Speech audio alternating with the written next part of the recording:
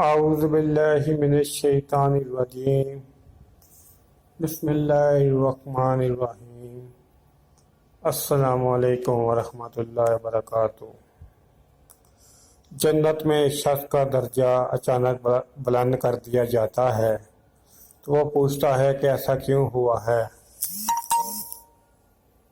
تو اس سے جواب دیا جاتا ہے کہ تمہاری اولاد نے تمہارے لیے مغفرت کی دعا کی ہے۔ سنن ابن ماجہ کی یہ حدیث ہے۔ ویڈیو اچھی لگی ہے اس کو لائک کریں، دین کی بات کو پھیلانا صدقہ جاریہ ہے، ثواب کی نیت سے شیئر کریں اور میرے یوٹیوب کے چینل جاسم نوکیا کو سبسکرائب کر دیں۔ السلام علیکم ورحمۃ اللہ وبرکاتہ۔